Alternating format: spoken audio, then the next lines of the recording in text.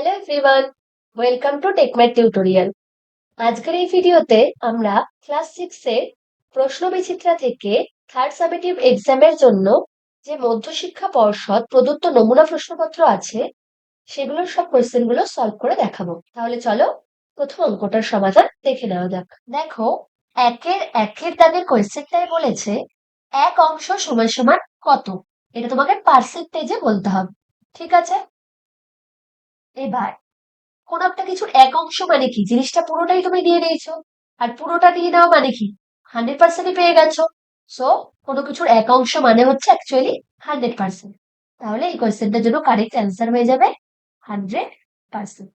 ওকে, দেখো দুইয়ের দাগের অঙ্কটাই বলেছে প্রদত্ত পিচবোর্ডের কাগজটিতে 6টি বর্গাকার ক্ষেত্র আছে, বিন্দু অনুযায়ী ভাঁজ করে পাবো এর মধ্যে কোন শেপটা। ওকে, দেখো কাগজটার পিকচারটা তোমাকে এখানে দিয়ে দিয়েছে। বলেছে এই যে দাগগুলো মানে ভাঁজ করার যে দাগগুলো রয়েছে, এই বরাবর তুমি যদি এটাকে ভাঁজ করো তাহলে যে শেপটা গঠন হবে ওটা কিসের শেপ হবে, আয়তঘন, চোঙ, শঙ্কু না ঘনকের। এবার দেখো তুমি যদি প্রথমে এই শেপটা আর এই শেপটা এইভাবে কভার করে দাও তাহলে একটা এরকম জিনিস পাবে, আর এই শেপটাকে যদি কভার করো তাহলে এটা এরকম ভাবে এরকম একটা শেপ হবে। মানে কি তিন দিক ঘেরে একটা শেপ পেয়ে গেলে। নেক্সট এই দিকটা তুমি যদি এবার ওপর করো তাহলে দেখবে চার দিক ঘিরে একটা শেপ পাবে। আর এটাকে যদি এরকম ওপর দিয়ে ঢেকে দাও তাহলে দেখবে তোমরা একটা বক্স পাবে। আর বক্সের শেপ মানে হয় হবে আয়তঘনক নয় ঘনক, চোখ শঙ্কু তো এমনিতেই হবে না। এবার ভালো করে দেখো এই বক্স গুলোর প্রতিটা বাহুর দৈর্ঘ্য একদম সেম আছে। তার মানে এই যে এক একটা যে দেখতে পাচ্ছ বক্স ক্রিয়েট হয়েছে এখানে, এগুলো কি এক একটা বর্গক্ষেত্র। তাহলে এখানে কটা বর্গক্ষেত্র আছে টোটাল? 1 2 3 4 5 6, 6টা বর্গক্ষেত্র। যে তুমি শেপটা তৈরি করতে পারবে ওটা তাহলে কি হয়ে যাবে ঘনক। আর এই শেপগুলো বর্গক্ষেত্র না হয়ে যদি আয়তক্ষেত্র হতো তাহলে এটা আয়তঘন তৈরি করতো। এই কোয়েশ্চেনটার ক্ষেত্রে যেহেতু এগুলো বর্গক্ষেত্রই আছে তাই এই কোয়েশ্চেনটার জন্য কারেক্ট অ্যান্সার হয়ে যাবে ঘনক। তাহলে ডি এর কোয়েশ্চেনটার জন্য কারেক্ট অ্যান্সার হয়ে যাবে অপশন ডি, ঘনক। এবার চলো 3 নম্বর দাগের কোয়েশ্চেনটা দেখে নিই। বলেছে পেনের দৈর্ঘ্য ঢাকনার দৈর্ঘ্যের 4 গুণ হলে পেন এবং ঢাকনার দৈর্ঘ্যের অনুপাতে ব্যস্ত অনুপাতটি হবে এর মধ্যে কোনটা। ফার্স্টে তো আমাকে এটা বের করতে হবে যে পেন এবং ঢাকনার দৈর্ঘ্যের অনুপাত কত। আর মজার বিষয় হলো দেখো অঙ্কে কোথাও পেনের দৈর্ঘ্য বলেন ঢাকনার দৈর্ঘ্য বলেনি, কিন্তু এটা বলে দিয়েছে দেখো যে ঢাকনার দৈর্ঘ্যটা যা হবে পেনের দৈর্ঘ্যটা ওই ঢাকনার দৈর্ঘ্যের 4 গুণ হবে। তাহলে যদি আমরা ঢাকনার দৈর্ঘ্যটাকে একটা কিছু ধরে নিই তাহলে পেনের দৈর্ঘ্যটা ইজিলি বের করতে পারবো। তাহলে ধরো আমি ধরে নিচ্ছি ঢাকনার দৈর্ঘ্য সমান সমান এক্স একক। ঠিক আছে, যদি ঢাকনার দৈর্ঘ্য এক্স একক হয় তাহলে পেনের দৈর্ঘ্য কত হয়ে যাবে? ঢাকনার দৈর্ঘ্যের 4 গুণ ছিল, তাই ঢাকনার দৈর্ঘ্য এক্স, এক্স এর 4 গুণ, তাহলে এক্স এর সাথে 4 গুণ করে দিলেই পেয়ে যাব। তার মানে এটা কি হয়ে যাচ্ছে 4x একক। এবার বলেছে পেন এবং ঢাকনার দৈর্ঘ্যের অনুপাত।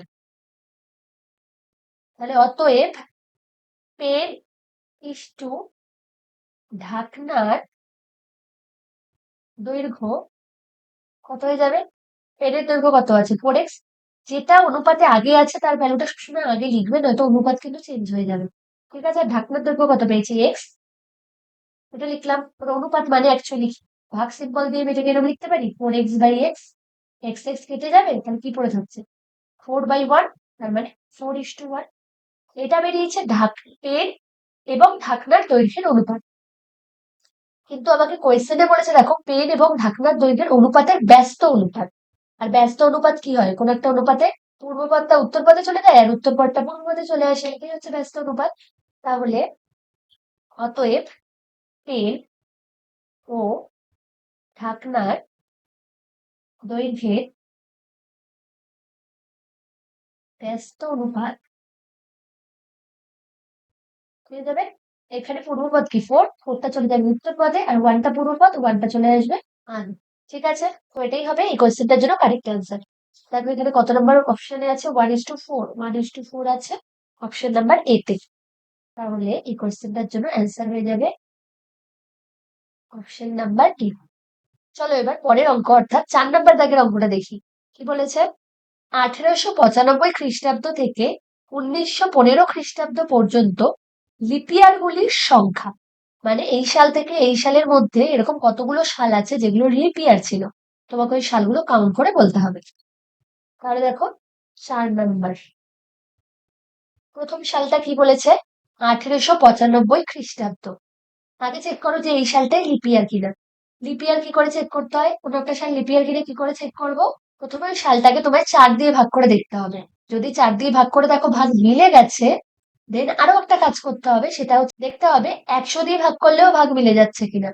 4 দিয়ে ভাগ করার পর ভাগ মিলে যাওয়ার পর যদি 100 দিয়ে ভাগ করলেও ভাগ মিলে যায়, তাহলে কিন্তু ওই সালটা লিপ ইয়ার হবে না। 4 দিয়ে ভাগ করার পর যদি ভাগ মেলার পর 100 দিয়ে ভাগ করলে ভাগ না মেলে, তাহলে ওই সালটা লিপ ইয়ার হবে। যেরকম ধরো আমি একটা সালের এক্সাম্পল নিচ্ছি, 2000। 2000-কে 4 দিয়ে ভাগ করলে মিলে যায়, কত আসে ভাগফল? 500। কিন্তু 2000-কে দেখো আবার 100 দিয়ে ভাগ করলেও ভাগ মিলে যায়, কত আসবে অ্যান্সার? 20। যেহেতু 2000-কে 4 দিয়ে ভাগ করলে ভাগ মিলছে এবং 100 দিয়ে ভাগ করলেও ভাগ মিলে যাচ্ছে, তাই এই 2000 সালটা লিপ ইয়ার নয়। লিপ ইয়ার কখন হবে? যখন শুধু 4 দিয়ে ভাগ করলে ভাগ মিলবে, 100 দিয়ে ভাগ করলে ভাগ মিলবে না। ঠিক আছে? আর 100 দিয়ে তো ভাগ করে দেখার দরকার নেই, কোনো একটা সালের লাস্ট দুটো ডিজিট যদি শূন্য হয় তার মানে ওটা তো 100 দিয়ে যাবে। ঠিক আছে? তাহলে মেইনলি তোমাদের 4 দিয়েই ভাগ করে দেখতে হবে, 100 দিয়ে তো দেখেই বোঝা যাবে যাবে কিনা ভাগ। ওকে? তাহলে দেখো 1895, এটাকে 4 দিয়ে ভাগ করলে কখনোই ভাগ মিলবে না, কেননা দেখো লাস্ট ডিজিটটা 5 আছে। আর 4-এর ঘরের নামতায় এরকম কখনোই সংখ্যা আসবে না যেখানে লাস্ট ডিজিট 5। তাহলে 1895 তো লিপ ইয়ার না। এবার 1896 দেখো লিপ ইয়ার কিনা। 1896-কে যদি 4 দিয়ে ভাগ করো, দেখো 4-এর মধ্যে 18 কবারে যাবে? 4 বারে। 4-4-এ 16, অবশিষ্ট কত থাকছে? 2। অবশিষ্টটাকে পরের সংখ্যার আগে ধরবে। তাহলে 2 আর 9 এর সংখ্যাটা টোটাল কি হয়ে গেল? 29। 4-কে 29-এর মধ্যে দেখো কবারে যায়? 4 বারে, 4 5 20, 4 6 24, 4 7 28, 7 বারে গেল। অবশিষ্ট কত? 1। অবশিষ্টটাকে আবার তারপরে যে সংখ্যা আছে তার আগে ধরবে, তার মানে সংখ্যাটা কি হয়ে যাবে? 16। তাহলে 16 4-এর মধ্যে কবারে যাবে? 4 বারে। দেখো ভাগ মিলে গেল। তার মানে প্রথম লিপ ইয়ারের সালটা কি পেলাম আমরা? 1896। তার মানে এই সালটা লিপ ইয়ার হবে। এবার পরের সালগুলো আমাকে আর এইভাবে 4 দিয়ে ভাগ করে করে ক্যালকুলেট করতে হবে না, আমরা ইজিলি বলতে পারবো কিভাবে। এই সংখ্যাটাকে যদি 4 দিয়ে ভাগ যায়, তাহলে এরপরে কোন সংখ্যাটাকে 4 দিয়ে ভাগ যাবে, এটা আমরা ভাগ না করে কি করে বলবো? জাস্ট এর সাথে 4 যোগ করে দেবো। এর সাথে 4 যোগ করে যে সালটা পাবো ওটা আমি শিওর 4 দিয়ে ভাগ যাবে, আমাকে আর ভাগ করে দেখার দরকার নেই। ঠিক আছে? তাহলে দেখো 1896 পরে 4 যোগ করো। 1896, 97, 98, 99, 100, তার মানে 1900 হয়ে যাবে। তার মানে 1896 পরে 1900 সাল হচ্ছে লিপ ইয়ার। আমাকে কত দূর করতে হবে? 1915 অব্দি। মানে 1900-র পরে কি হয়ে যাবে? 1904। তারপরে কি হয়ে যাবে? 1908। তারপরে কি হয়ে যাবে? 1912। তারপরে কি হবে? 1916। কিন্তু 16টা আমরা দিতে পারবো না, কারণ আমাকে 1915 অব্দি নিতে হবে। আর এবার একবার চট করে দেখে নেবে এরকম কোনো সাল লিখে ফেলেছো কিনা যেটা অলরেডি 100 দিয়েও ভাগ চলে যাচ্ছে। ভালো করে দেখো, 1900 এমন একটা সাল যেটা 100 দিয়ে ভাগ যাবে, কারণ এর লাস্টের দুটো ডিজিট 0 আছে, তার মানে এটা লিপ ইয়ার হবে না। 4 দিয়ে ভাগ যাওয়া সত্ত্বেও লিপ ইয়ার হবে না। ঠিক আছে? তাহলে দেখো টোটাল কটা সাল পেলাম আমি? 1896 একটা সাল, 1904 দুটো, তিনটে, চারটে। তার মানে টোটাল 4টে সাল পেয়েছি 1895 থেকে 1915 খ্রিস্টাব্দের মধ্যে, যেগুলো লিপ ইয়ার। ঠিক আছে? তাহলে অ্যান্সার কি হয়ে যাবে? দেখো 4 কত নম্বর অপশনে আছে? 4 আছে অপশন নাম্বার সি তে। তাহলে ইকুয়াল ক্ষেত্রে অ্যান্সার হয়ে যাবে অপশন সি। এবার চলো 5 দাগের অঙ্কটা দেখে নিই। দেখো বলেছে শুদ্ধ আবৃত দশমিক সংখ্যা, এগুলোর মধ্যে কোনটা হবে সেটা তোমায় লিখতে হবে। আবৃত দশমিক সংখ্যায় কি হয়? পয়েন্টের পর কোনো না কোনো সংখ্যার মাথায় পৌনঃপুনিক চিহ্ন থাকে, তাহলে ওটা আবৃত হবে। আর শুদ্ধ আবৃত মানে হচ্ছে পয়েন্টের পরে যে সংখ্যাটা থাকবে ঠিক তার মাথাতেই তোমাকে পৌনঃপুনিকটা থাকতে হবে। ঠিক আছে? তার ওই সংখ্যাটা বাদ দিয়ে যদি অন্য কোনো ডিজিটের মাথায় পৌনঃপুনিক থাকে, তাহলে এটা শুদ্ধ আবৃত হবে না, মিশ্র আবৃত হয়ে যাবে। শুদ্ধ আবৃত দশমিক সংখ্যা হতে গেলে দশমিক বিন্দুর পরে যে ডিজিটটা থাকবে তার মাথাতেই পৌনঃপুনিক থাকতেই হবে। ঠিক আছে? ফার্স্টেই দেখো ফার্স্ট অপশনে আছে 0.3, 3 মাথায় পৌনঃপুনিক। এখানে কি পয়েন্টের পরে যে ডিজিটটা আছে তার মাথায় পৌনঃপুনিক আছে? হ্যাঁ। তার মানে এটা শুদ্ধ আবৃত দশমিক সংখ্যা হবে। সেকেন্ডে দেখো আছে 0.14, 4 এর মাথায় পৌনঃপুনিক। কিন্তু দেখো পয়েন্টের পরের ডিজিটটা, ঠিক পরের ডিজিটটা কি ছিল? 1। কিন্তু এখানে কি 1 এর মাথায় পৌনঃপুনিক আছে? না। তাহলে এটা মিশ্র, শুদ্ধ না। এখানেও সেম প্রবলেম, 0.123 আছে, পয়েন্টের পরের ডিজিটটা ছিল 1, কিন্তু 1 এর মাথায় পৌনঃপুনিক নেই, পৌনঃপুনিকটা আছে 2 আর 3 এর মাথায়। দ্যাটস ওয়াই এই নাম্বারটাও শুদ্ধ আবৃত দশমিক সংখ্যা নয়, এটা মিশ্র আবৃত দশমিক সংখ্যা। আমরা অলরেডি পেয়েও গেছি শুদ্ধ আবৃত দশমিক সংখ্যার অ্যান্সার কি হবে। আমি তাও তোমাদেরকে এই দুটো বললাম, কেননা যাতে তোমাদের কনসেপ্টটা ক্লিয়ার হয়।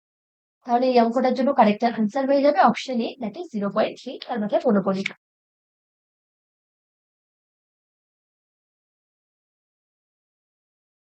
এটা কত নম্বর অপশনে ছিল? Option number A. এবার চলো 6 নম্বরের অঙ্কটা দেখি। দেখো 6 দাগের অঙ্কটায় বলেছে এক্স কে 2 দিয়ে গুণ করে গুণফলটিকে 3 থেকে বিয়োগ করলে বীজগাণিতিক সংখ্যামালাটি হয়। তাহলে এক এক করে আগে লিখি। প্রথমে কি বলেছে? এক্স কে 2 দিয়ে গুণ করে, তার মানে এক্স আছে যেটাকে বলেছে 2 দিয়ে গুণ করে দিলাম। গুণফলটি 3 থেকে বিয়োগ করতে হবে। এই যে গুণফলটা বেরোবে এটাকে 3 থেকে তোমায় বিয়োগ করতে হবে। ঠিক আছে, তার মানে কি হয়ে যাবে? বীজগাণিতিক সংখ্যামালাটা এইটা হয়ে যাবে। তাহলে এটাকে যদি আর একটু সুন্দর করে লিখে কি পাবো? 3 মাইনাস, এই যখনই দেখবে কোনো একটা ভেরিয়েবলের সাথে কোনো একটা কনস্ট্যান্ট আছে তখন ওগুলোকে ট্রাই করবে আগে কনস্ট্যান্টটাকে লিখে তারপরে ভেরিয়েবলটাকে লিখে, মানে আগে টুটাকে লিখবো তারপরে যে ভেরিয়েবল আছে তাকে লিখবো। ঠিক আছে, তাহলে দেখো এটা কত নম্বর অপশনে আছে? 3 মাইনাস 2x আছে অপশন নাম্বার সি। তাহলে এই কোশ্চেনটার জন্য কারেক্ট অ্যান্সার হয়ে যাবে অপশন নাম্বার সি। তো আজকের মতো এই পর্যন্তই। দেখা হচ্ছে আবার নেক্সট ভিডিওতে, যেখানে আমরা এই স্কুলেরই বাকি কোশ্চেনগুলোর সমাধান তোমাদেরকে স্টেপ বাই স্টেপ ওয়েতে ইজি পদ্ধতিতে দেখাবো। এই ভিডিওর কোনো প্রশ্নে তোমাদের বুঝতে অসুবিধা হলে আমাকে অবশ্যই কমেন্টে জানিও। ভিডিওটি ভালো লাগলে লাইক করো, বন্ধুদের সাথে শেয়ার করো, আর এই ধরনের ভিডিও আপডেট পেতে অবশ্যই টেকমেট টিউটোরিয়াল চ্যানেলটিকে সাবস্ক্রাইব করে রাখো। সবাই খুব ভালো থেকো। টাটা।